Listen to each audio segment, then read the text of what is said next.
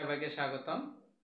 তো আজ আমরা একটি ফর্মাল লেটার দেখব, সেটা হলো ট্রান্সফার সার্টিফিকেটের উপরে।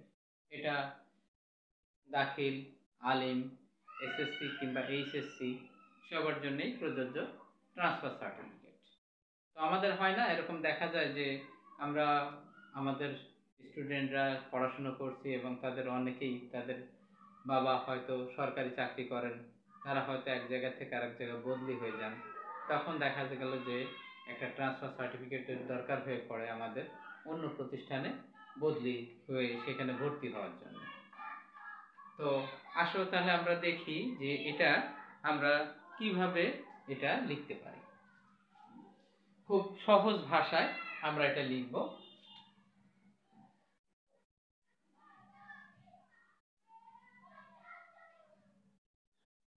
Formal letter.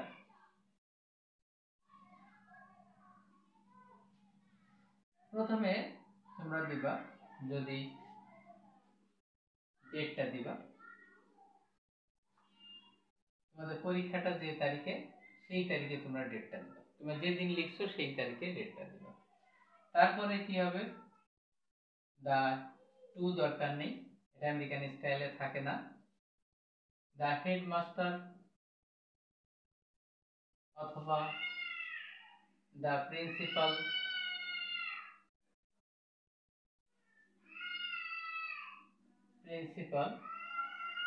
অর্থাৎ যদি হাই স্কুলে হয় তাহলে হেডমাস্টার, যদি কলেজে হয় তাহলে এখানে দা প্রিন্সিপাল। আবার যদি আলিম মাদ্রাসা হয় তাহলেও প্রিন্সিপাল বলবে, কিন্তু যদি দাখিল মাদ্রাসা হয় সেক্ষেত্রে তোমাকে লিখতে হবে দা সুপারিনটেন্ডেন্ট। সুপার লিখবা in, IN, ten, TEN, dent, DENT, superintendent. অর্থাৎ দাখিল মাদ্রাসার প্রধানকে সুপারিনটেন্ডেন্ট বলে। এরপরে আমারটা কি লিখবো, একটা কমা দিব।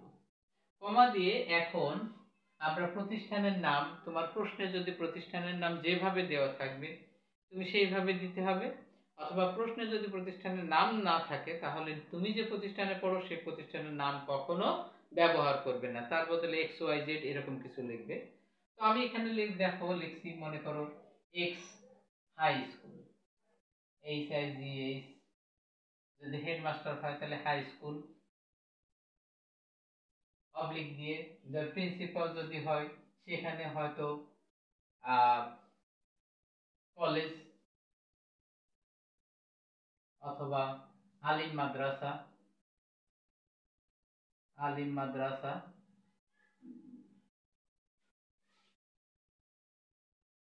আবার যদি সুপারিনটেন্ডেন্ট হয় তাহলে দাখিল মাদ্রাসা।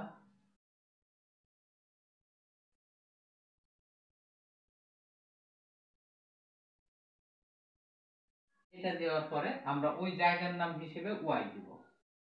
তাহলে আমরা বুঝলাম এক্স হাই স্কুল লিখবো, অথবা এক্স কলেজ লিখবো, অথবা এক্স আলিম মাদ্রাসা লিখবো, অথবা এক্স দাখিল মাদ্রাসা লিখবো, কমা দিয়ে ওয়াই, অর্থাৎ ওই জায়গার নাম, যে জায়গাটার মধ্যে ওই স্কুল কলেজ কিংবা মাদ্রাসাটা অবস্থিত।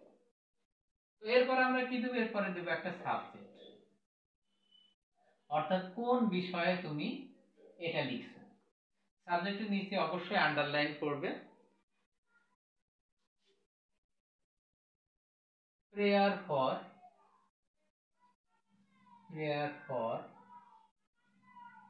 a transfer certificate,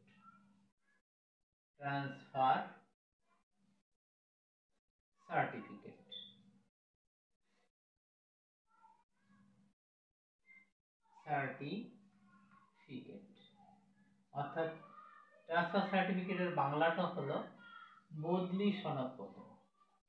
আমি আগে একটা স্কুলে পড়তাম, এখন সেই স্কুল থেকে বদলি হয়ে আরেকটা স্কুলে যেতে চাচ্ছি, এই জন্য একটা সার্টিফিকেট প্রদান করা হচ্ছে, এইটাকেই বলা হয় ট্রান্সফার সার্টিফিকেট বা বদলি সনদপত্র। তো তারপর আমরা লিখবো স্যার।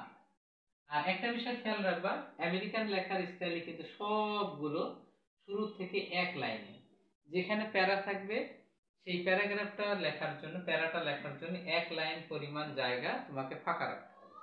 আসলে আমরা এটা দেখি, প্রথমে দেখো, I beg two state that, I beg two state that.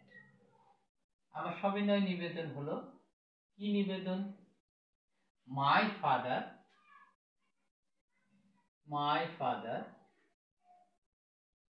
is a government employee,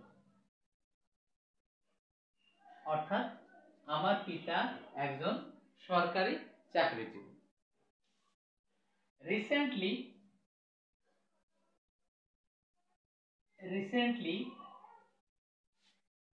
he has been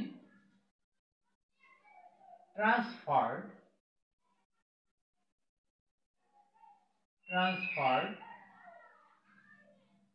from Dhaka to Khulna।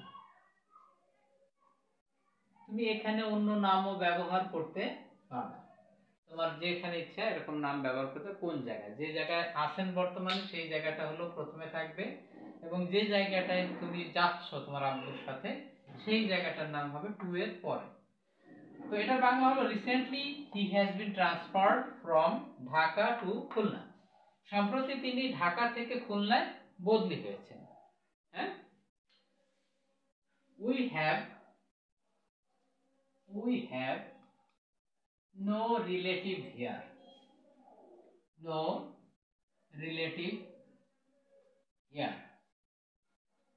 আমাদের এখানে কোনো আত্মীয় স্বজন নাই। where I can stay,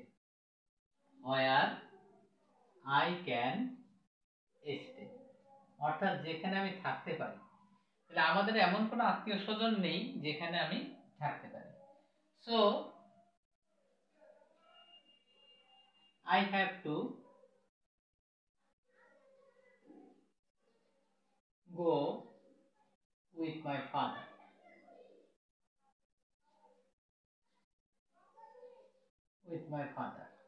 সুতরাং আমাকে আমার পিতার সাথে যেতে হচ্ছে। For this reason, for this, শুধু ফর দিস দিলে হবে। ফর দিস এই জন্য, I pray for a transfer certificate or TC, সংক্ষেপে কিন্তু এটাকে আবার বলে TC. So for this I pray for a TC to continue my studies,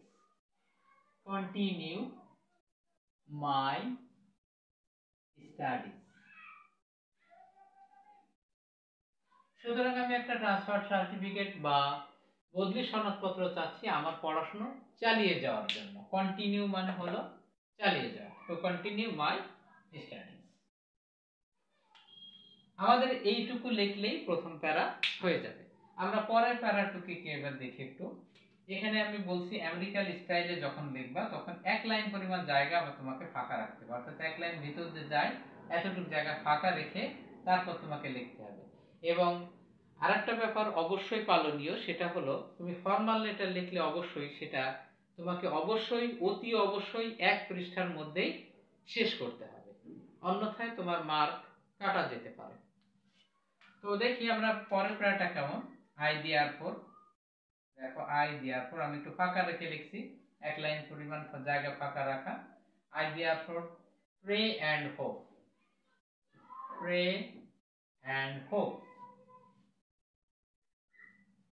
that you would be kind enough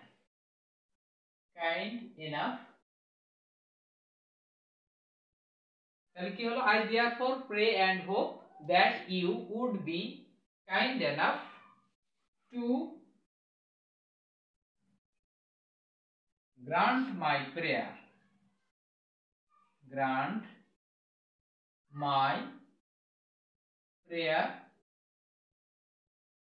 and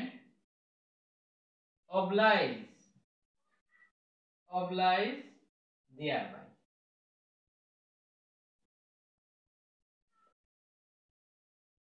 অতএব জনাব স্বামী বিনীত আরজ আমার আবেদন মঞ্জুর করে আমাকে বাধিত করবেন। এই অংশটুকের অর্থ হলো এই যে, I therefore pray and hope that you would be kind enough to grant my prayer and oblige thereby।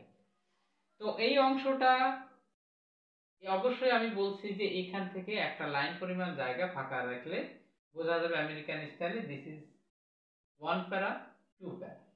আর এখানে কোনো প্যারা নেই, পুরোটাই একভাবে লেখা, তবে এখানে একটু প্যারার মতো, তবে এটা এখানে কোনো প্যারা নেই, ফাঁকা শুধু এই জায়গাটায় লাগতে হবে এক লাইন পরিমাণ।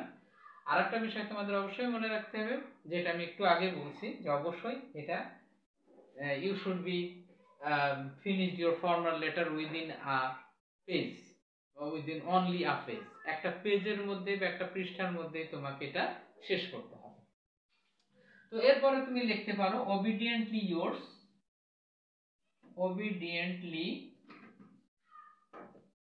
yours দিয়ে তুমি তোমার নাম, অনেক সব প্রশ্নে নাম থাকে, যে সাপোজ ইউ আর মাহমুদ আর মাহমুদা, এরকম নাম থাকতে পারে।